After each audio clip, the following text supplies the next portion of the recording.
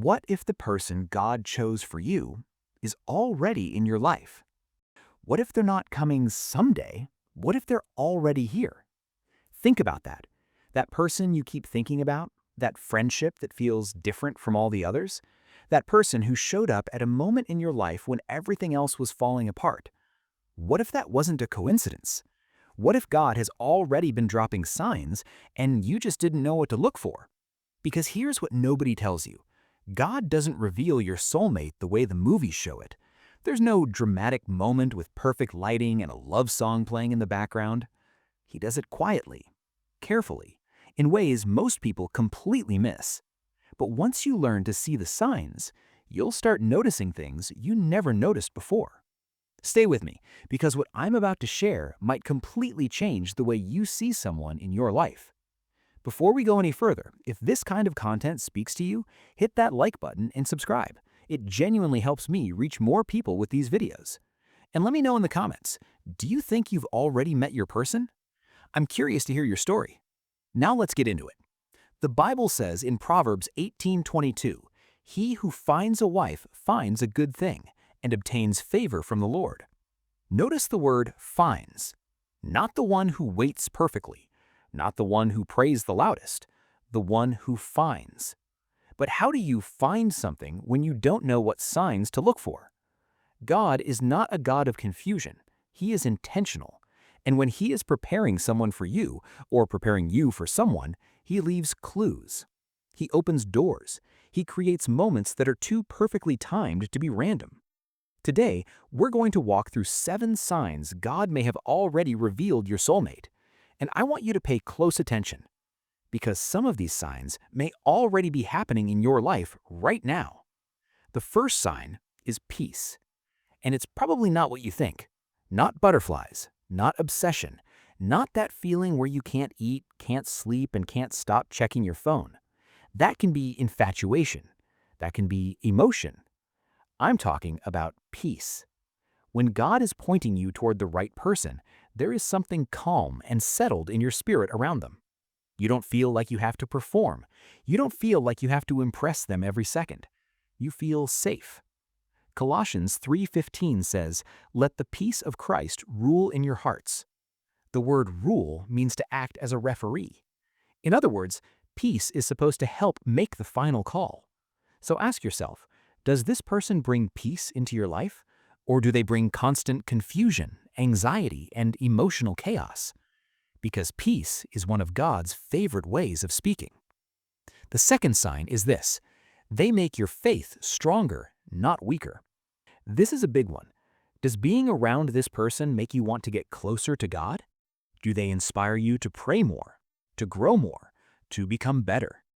Or do they slowly pull your attention away from God? Because the person God has for you won't compete with Him. They'll point you toward Him. 2 Corinthians 6:14 says, "Do not be unequally yoked." God isn't trying to limit you. He's trying to protect you. Because two people moving in opposite spiritual directions cannot build the same future together. The right person will challenge you to grow, not through pressure, not through control, but simply through the example of how they live. Pay attention to that. Now let's talk about a sign that many people completely overlook. Sign number 3, the timing of how they showed up. Think back to when this person entered your life. Were you healing from something? Were you praying more than usual? Were you finally learning to trust God instead of chasing relationships? Because God's timing is never random. Ecclesiastes 3:11 says, "He has made everything beautiful in its time." God doesn't just prepare the right person. He prepares you. He heals old wounds, breaks unhealthy patterns, changes your perspective. And then when the season is right, He allows certain people to enter your life. So think about it. What was happening when they showed up? Because that timing might be telling you more than you realize. Sign number 4, you don't have to hide who you are around them. Most people spend their lives wearing masks, trying to impress, trying to fit in, trying to become what they think someone else wants. But with the right person, something changes. You can be yourself, your real self. You say the weird thing and they laugh. You share your dream and they don't judge you. You open up about your struggles, and they don't run away. Genesis 2:25 says, "And they were both naked and were not ashamed." That's a picture of trust, a picture of genuine connection. Nothing hidden, nothing performed, just honesty. If you found someone around whom you can truly be yourself, don't ignore that. Now here's a sign that often surprises people. Sign number 5. The people around you notice something. Proverbs 11:14 says, "Where there is no guidance, a people falls, but in an abundance of counselors there is safety."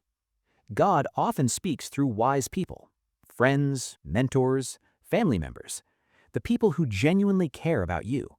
Sometimes they can see things your emotions can't. Have you ever had someone pull you aside and say, "There's something different about that person"? Pay attention. And if trusted, mature people consistently express concern about someone you're pursuing, pay attention to that too. God can use community to protect your heart. Now, this next sign is where things get really interesting. Sign number 6. They keep coming back into your story. You meet them, life moves on, then somehow your paths cross again, and again, and again. A random message, a mutual friend, a shared opportunity, a chance encounter. You think the chapter is over, and somehow they're back. Ruth and Boaz didn't force their story. God orchestrated it. And sometimes God does the same thing today. Now be careful, not everyone who comes back is meant for you. But when someone keeps reappearing through different seasons of your life, it's worth bringing before God in prayer. Because some people are only a chapter, but some people are part of the story. And finally, sign number 7. This is the most important sign of all. God confirms it in prayer. Not just emotions, not wishful thinking, not because they're attractive, not because you're lonely. Prayer. When you consistently bring this person before God, what happens? Do you experience peace, clarity, confidence, or do you feel warning signs and unrest? James 1:5 says, "If any of you lacks wisdom, let him ask God, who gives generously to all." God is not trying to hide his will from you. He's a loving Father, and he cares deeply about who you choose to spend your life with. So ask him, sincerely, honestly, and most importantly, be willing to accept his answer, even if it's different from the answer you want. Because sometimes God's answer is yes. Sometimes it's not yet. And sometimes it's not this person. Trust him enough to listen. So let me leave you with this. Your soulmate is not the result of luck. And God is not playing games with your future. He's preparing you, preparing your heart, preparing your character, preparing your faith. Because the goal isn't just finding someone. The goal is building something that lasts. And here's the truth most people need to hear. Stop looking for the perfect person. Start becoming the right person. Because when you focus on becoming who God created you to be, everything starts to change. The right doors open, the right opportunities appear, and the right people become easier to recognize. You may have already met them. You may already know them. You may have already felt that quiet feeling that says, "There's something different about this one." Don't rush. Don't force it. Don't let fear make your decisions. Stay close to God. Trust his timing. Trust his wisdom. And trust that the same God who knows your future knows exactly what he's doing with your story. If this video encouraged you, make sure to like, subscribe, and share it with someone who needs to hear it. And tell me in the comments, which one of these signs stood out to you the most? God bless you, and I'll see you in the next video.